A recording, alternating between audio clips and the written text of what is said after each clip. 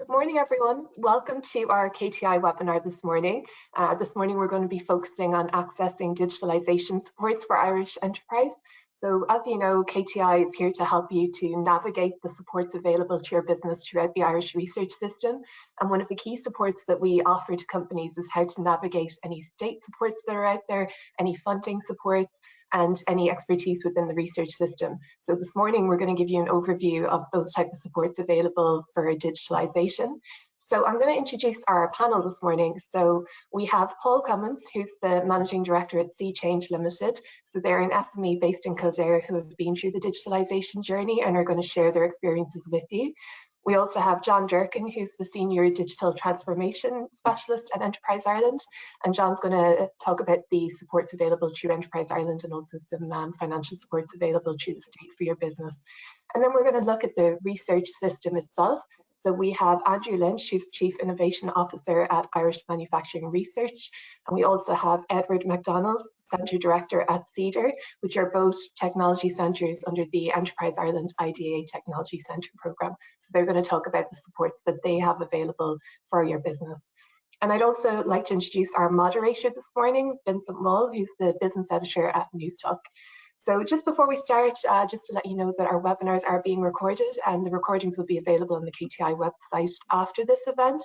So if you have any problems with your sound cutting out, or like Facebook, your internet connection goes down overnight, you can access the recordings afterwards through our website. And also we'd like to encourage your questions as well this morning. So there's a Q&A panel on your screen, so feel free to submit questions at any time. So with that, I'm going to hand over to Vincent to lead our discussion this morning.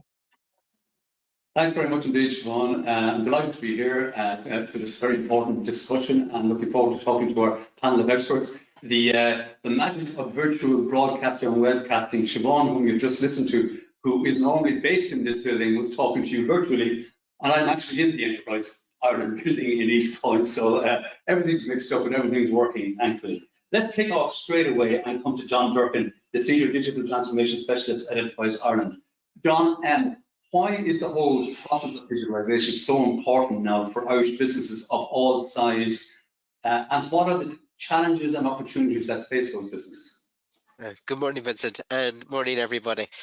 Yes, it's a really interesting time that we're seeing, and around the whole idea for digital transformation within business and industry.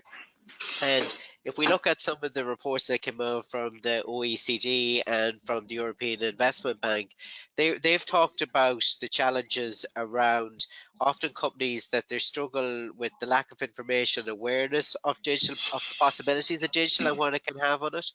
Also, they've called out to quite interesting, we've seen this a lot in our own research we've been carrying out at Enterprise Ireland, is around the whole skills gaps and what's going to be involved for that for companies as they go on the digital journey, about developing those skills in-house, upskilling or bringing in new skills as the case may be. So there's a big challenge there.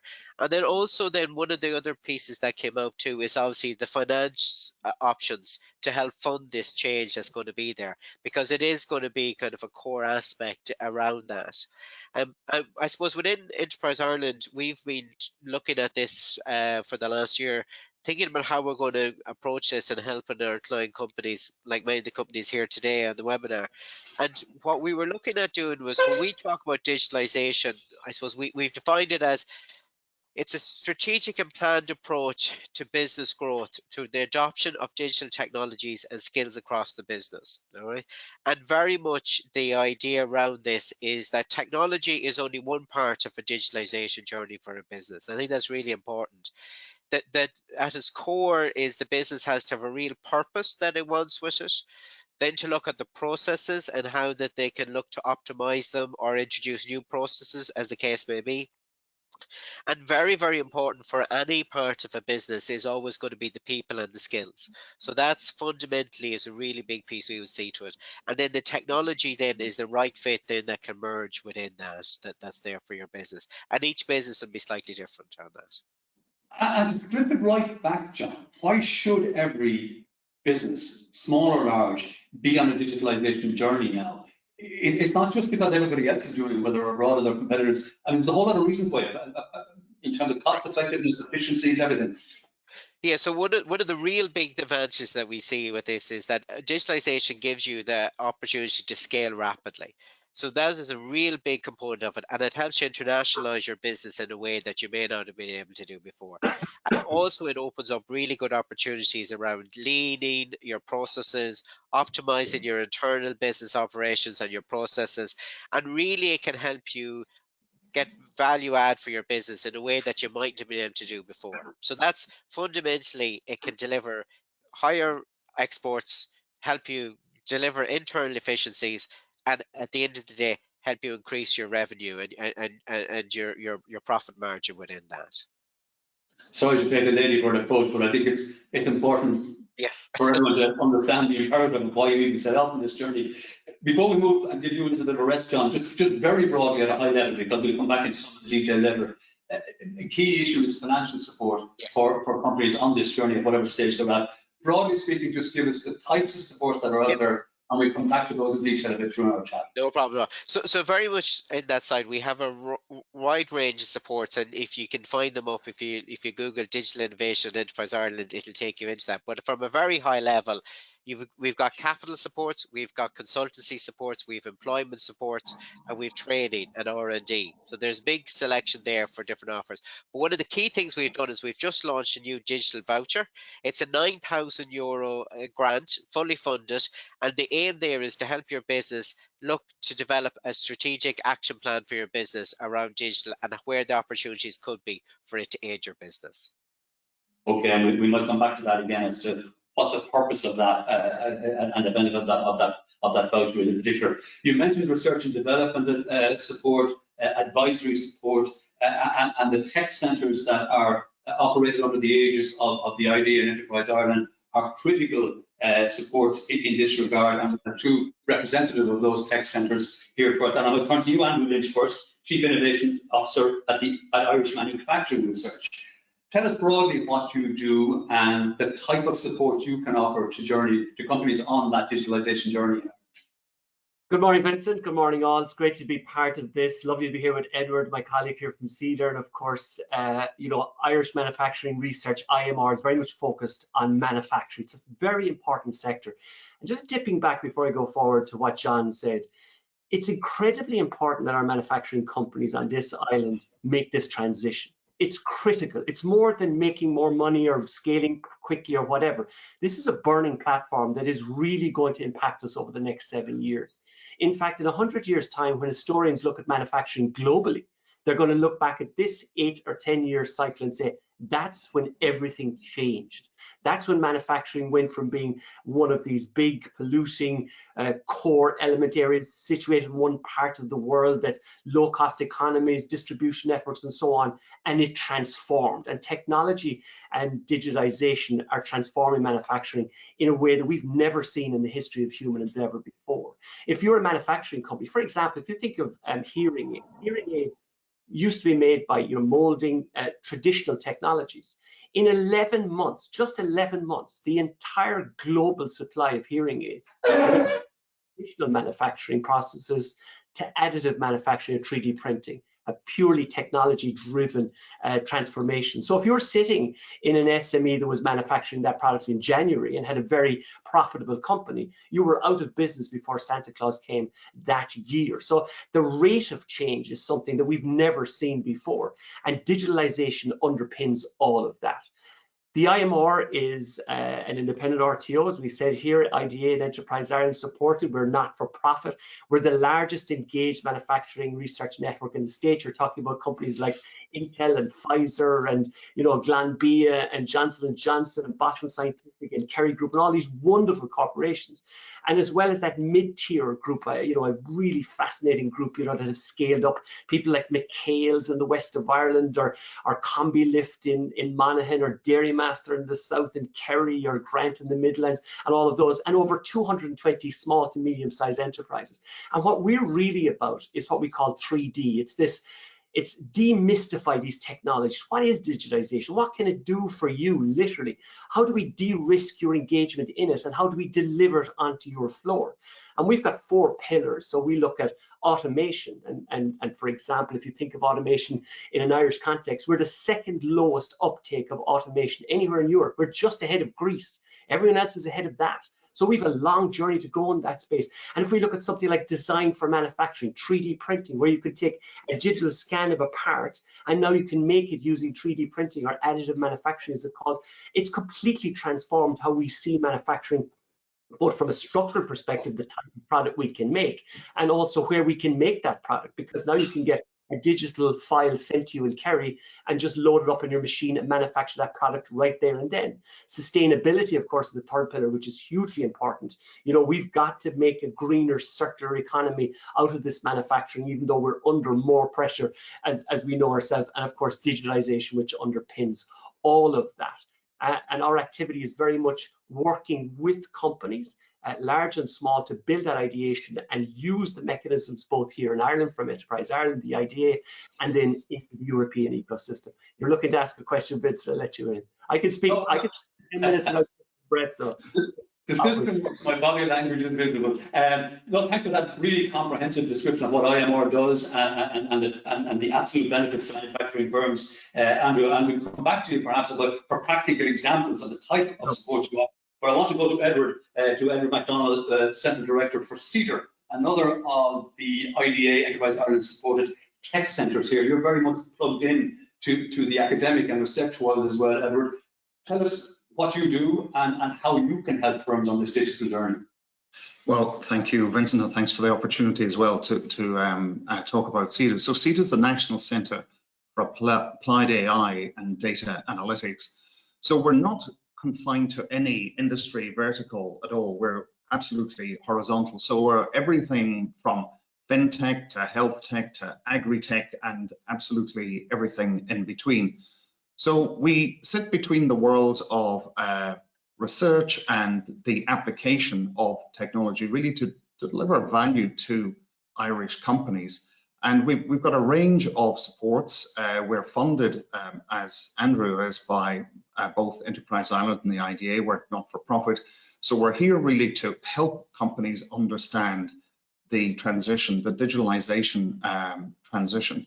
And we often find actually that the challenge often is that there's a lot of confusion out there. There's a lot of hype about AI and analytics, and companies are very confused as well. And they really need help in where to start the conversation and where they can take that. So in terms of the supports, as you've asked, we have an AI and digital readiness survey that we undertake with companies to open up the conversation about what they can do and what the benefits would be of digitalization. We help them with their tech strategy and road mapping. We actually co-develop solutions with them, and we've got lots of examples of where we've transformed conventional product businesses into digitalized businesses.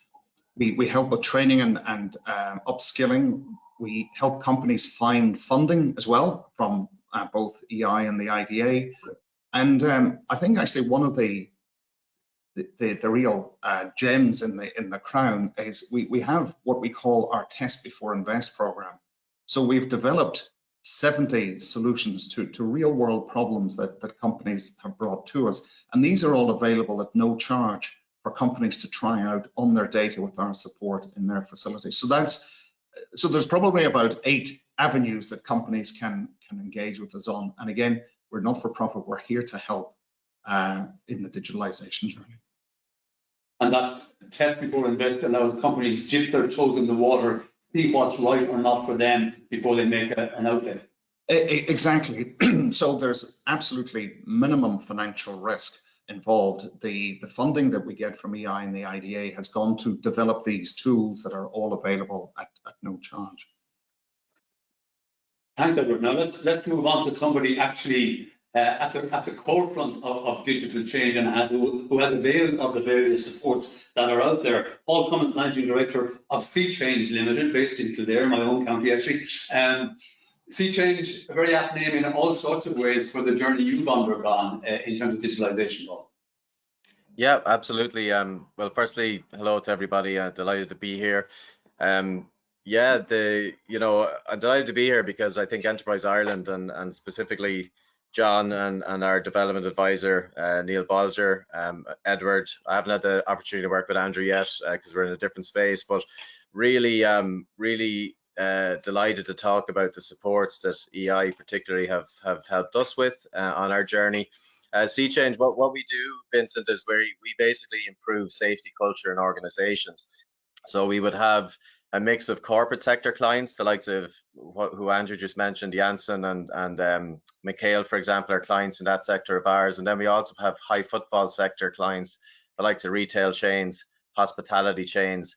And traditionally we would have done a lot of consulting, high level consulting, and we still do that. But probably around 2018, we realized that, and we did a bit of research to see that, look, essentially, everything was pointing towards safety solutions being growing by about 11% in terms of their CAGR to 2024. So an annual growth rate of uptake and adoption of digital solutions. And the reason why our market was looking to do that was to try and get better information around the data they're capturing, improve their defensibility, improve their compliance, but also improve their actual uptake around improving their safety culture. So we wanted to try and impact that. So we basically planned a digital shift to the market initially, and we wanted to start developing and creating innovative applications along the philosophy that SeaChange espouses, which is quite unique. And we started with an idea essentially aimed at our high footfall sector. What we were noticing, Vincent, was that a lot of clients were having real issues with rising insurance costs. They were having real problems with one of the significant risks in that sector, which is the risk of slip, trip and fall. So to give you an example, 50% of all claims, whether it's public or employee liability in the high footfall sector, are linked and caused by slip, trip and fall. Our expertise is understanding that most accidents are linked to behavior. So 85% of all accidents are behavior based. So we wanted to create an app that would improve housekeeping behavior to reduce slip, trip and fall. And in order to do that, obviously, we connected with EI and we said, look, we've got this novel idea. The first step then in Enterprise Ireland said, well, look, you really need to test whether the market is ready for something like that. Will it succeed? And we started with what was called a technical feasibility, which EI funded 50% of. So that's really the big market research, looking at different sectors, looking at different markets, looking at what the actual stats show, how would you actually develop a solution that would work. And that was very beneficial because it's essentially told us whether this was going to be something we should endeavor forward with or not. And it showed that there's a real opportunity for this type of innovation in the marketplace and within our client base.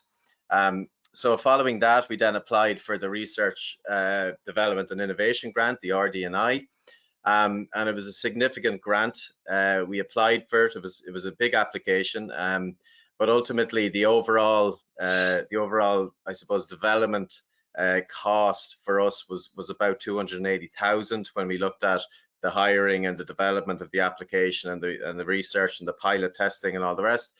EI essentially funded 50% of that. We would have had outlined our goals and outcomes from starting that project. So we applied for that in Q3 2018.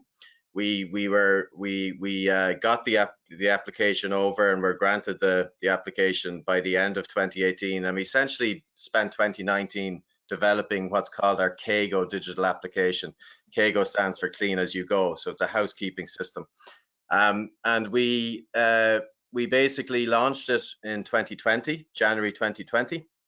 And by the end of 2020, just to give you an idea, we had 300 new clients using the KGO solution. We grew our digital product ARR by 275,000. We increased our revenue by 15%, and we increased our export revenue by 12%. And ultimately, at the end of the journey, when we looked at year one, because with the RD&I grant, you spend the first, say, 12 months developing it, and then you'd put, well, here's what your outcomes you'd hope to be. We exceeded our outcomes by about 20% as to what EI expected. So it was a real success. We've added significant value to the market. Just to give you an idea in terms of slip, trip and fall, Vincent, our clients have essentially addressed and removed, before an accident happens, over 3 million slip, trip and fall risks within that 300 site clients that are using it. And they've reduced their overall impact on insurance by in excess of 4 million in terms of the actual outlay. So it's been a real positive for the marketplace. Wow, I mean, that's really practical example there of not just the digital on the support that's been available, quite significant financial support in your case because of the comprehensive nature of what you were doing, Paul, but also the real practical revenue and profit benefits from it in recent years. We'll come back to you in just a moment about some of the other benefits and your own experience with, I suppose, bringing the digital message to your own clients. But I'll come back to you, John Durcan. You mentioned this €9,000 digital voucher. Yes. And that's a grant. That's in your paw, basically. What should companies use that for, ideally? Yeah, so the grant is very much focused on trying to help a company get a view on. Sorry, just the phone's ringing there. Just to get a view on helping you develop a digital strategic plan for your business. So very much the aim is like looking to help you map out where things are at as your business as you currently stand, and then look at the different opportunities that you can have where digital could be applied. And so the idea is you'll get a consultant to come in, work with your business, and very much focus in on looking at where there's opportunities for digital that can help you within that part of the process.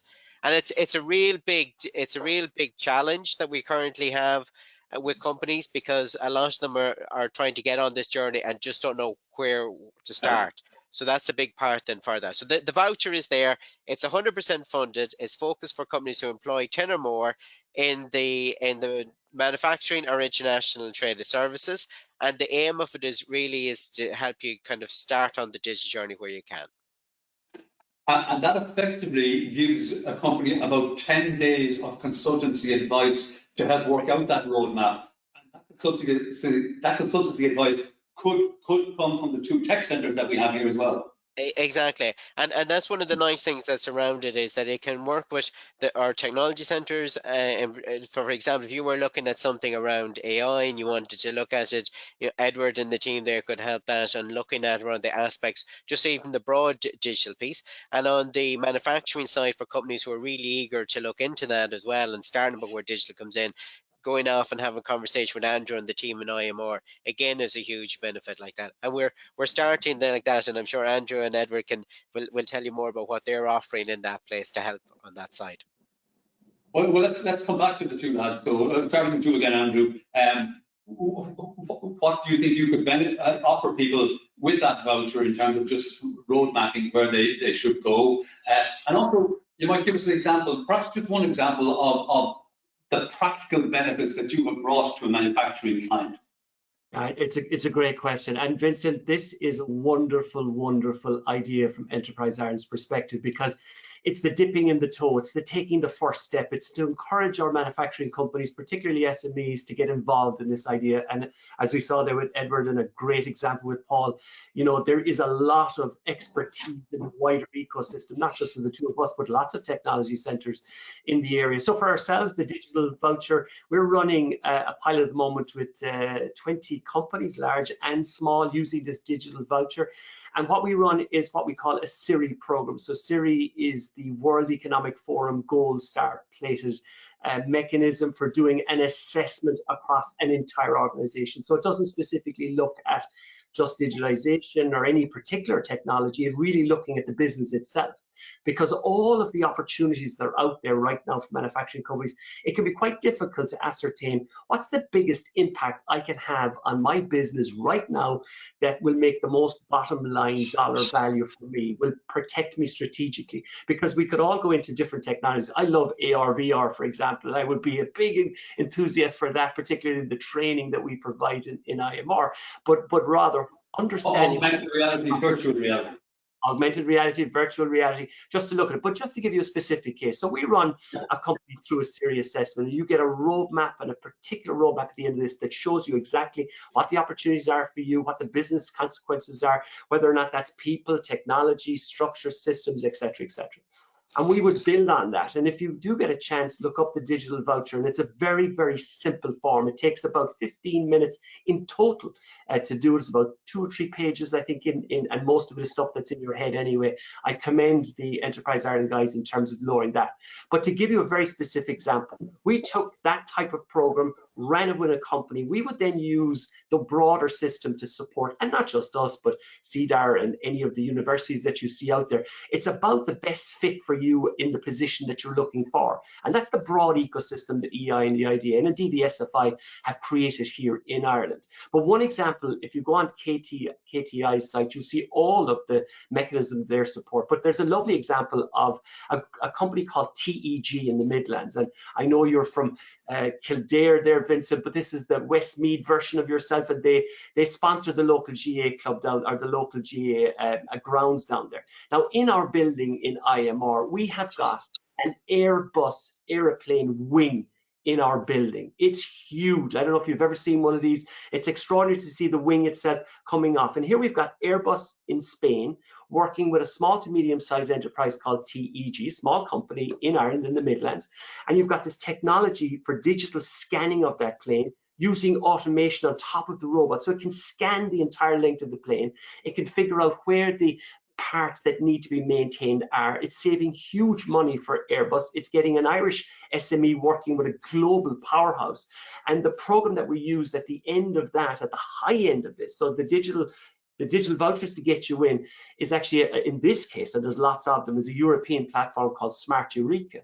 And that put 1.2 million euros of cash into that Irish SME on top of 250,000 euros worth of IMR time and expertise to work with them. And IMR would have connected Airbus because we've got a very strong international consortium, as I outlined. So we're able to position Airbus not only to work with TEG, but to construct that broader group around it. It's a €5.5 million project in total, but it gives you a lovely idea of how the digital connectivity on this, starting with something like the digital voucher, working through a serious program for manufacturing that looks at your bottom line and then builds into the European ecosystem to get value for it. And Enterprise Ireland are superb partners of that, and we're delighted to be part of it. Edward, I fully expect you to trump that.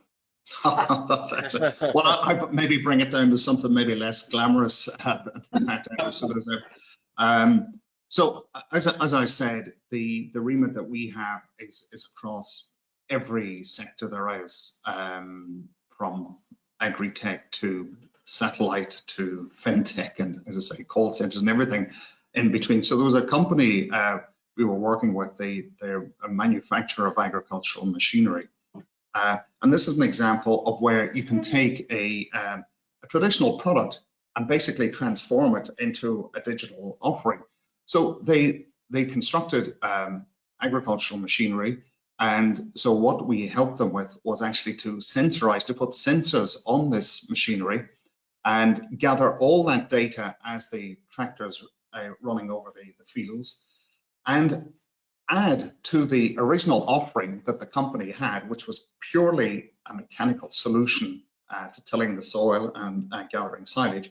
But now actually what they have is a digital business as well, because they actually monitor the fertility of the field as the tractor is running over. So rather than having to, let's say, fertilize a whole field equally as farmers would do at the moment, you might only have to do a few spots in the field, and that'll be it. So you're saving a lot of money. There's a big eco benefit to it as well. And all of a sudden, wow, now you've got a digital business. The other example to quote was a company we work with that basically were gathering data from huge pieces of capital equipment, mostly valves and pumps, as it happened, and these are multi-million euro devices.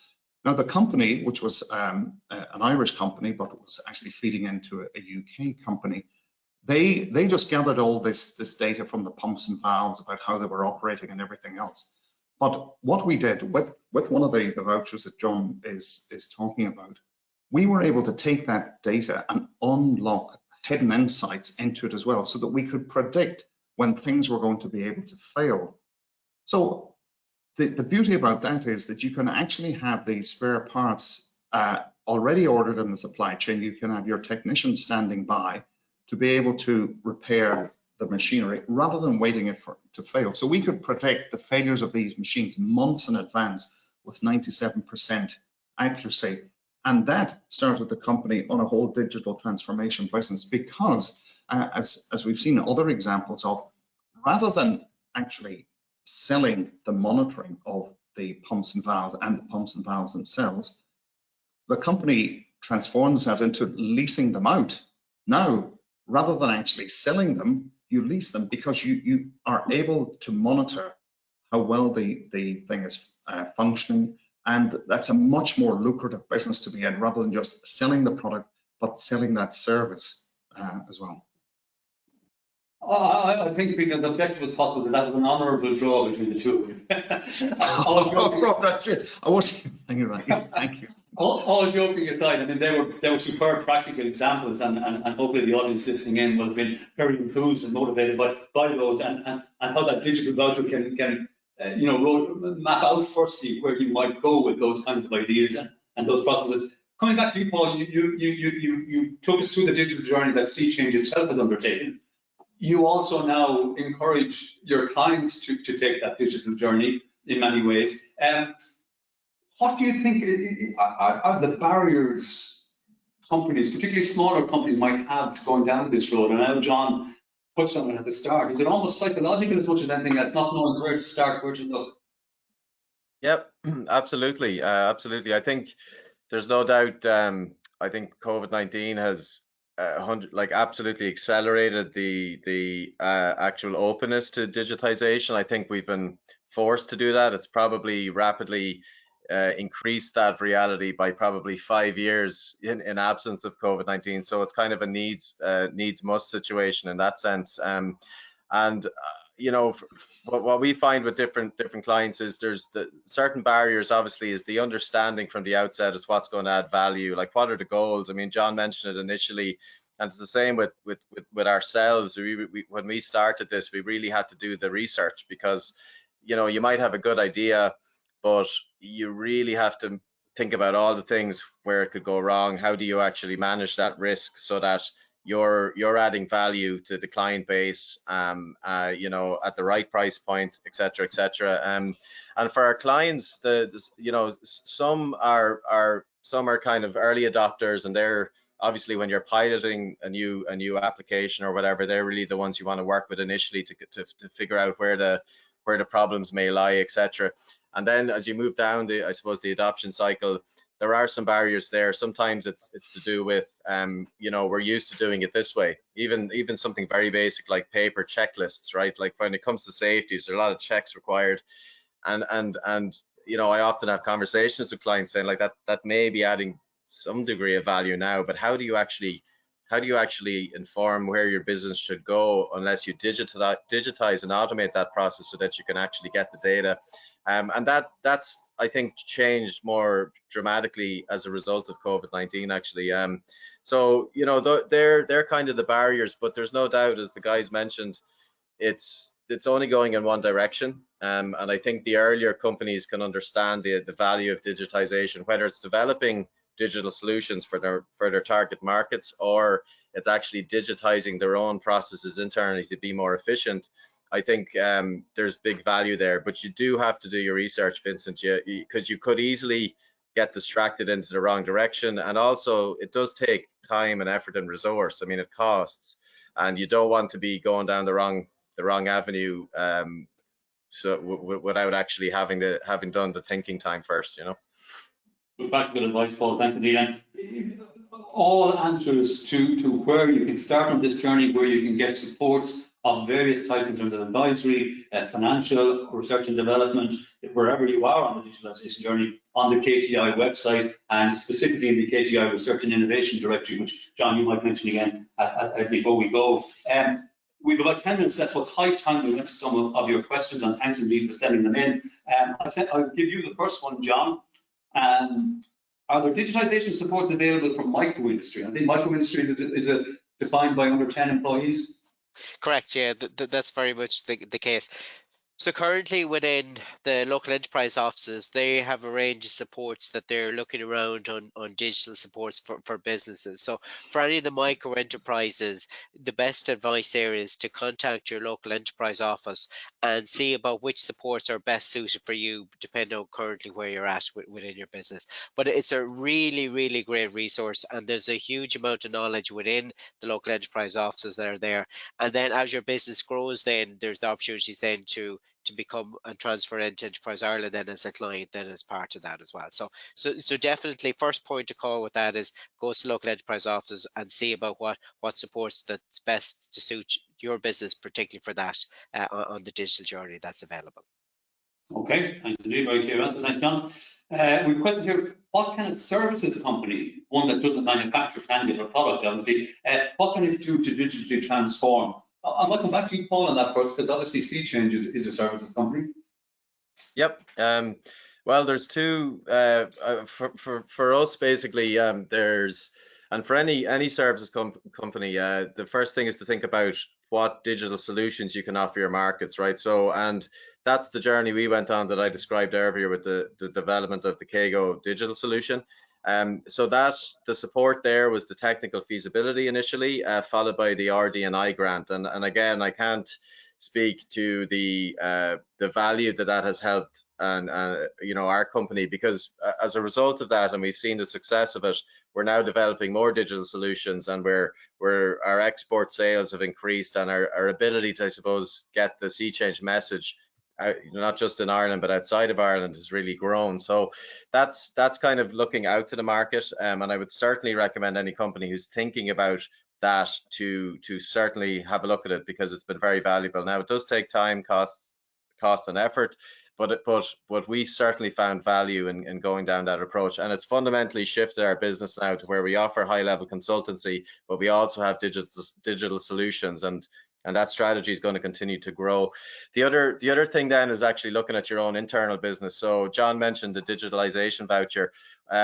We're actually going to apply for that, because you know, our own company, we've got our ERP, we've got our there's no doubt we can be more efficient in how we actually manage our own team of 25 to 30 staff, and how the digitization internally can actually increase our own efficiency. So we're going to avail of that voucher, hopefully, and get some expertise on areas where we can close gaps, you know, very small things, even to go into kind of digital contract agreements, you know, to actually speed that process up, you know, improve the efficiency of actually closing sales, and looking at maybe, you know, the marketing support around the funnel in general from a sales point of view, all the way back to the actual finance, billing and invoicing. So both of those would be highly recommended, and the difference being that one is market focused whereas the other is internal, I would say. And I mean, your various contributions there, Paul, you've mentioned your growing export business a number of times, and as John mentioned at the very start, one of the huge advantages of digitalization is that it can bring you to a market that's not physically present in Ireland, which is an important one to remember. I'll come to you, Edward, just on that services point, because I know you would work with services companies as well. Yeah, actually, we work with quite a few services companies, and there's one other support that's available from Enterprise Ireland, and that's it's a much meatier offering. It's called the Innovation Partnership, and you know, at any one time we're probably engaged in maybe 5 or 6 of those.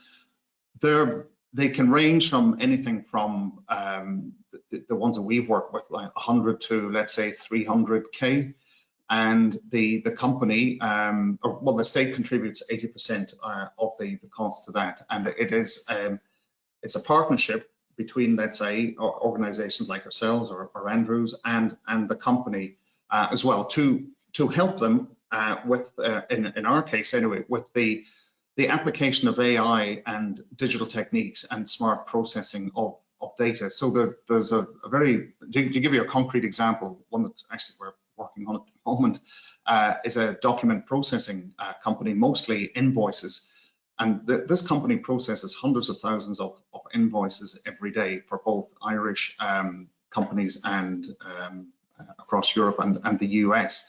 But the challenge is that each one of these documents is slightly different. Each one of the invoices, in spite of the fact you might mandate a template and say that the PO number has to be in the top right-hand corner, inevitably it isn't.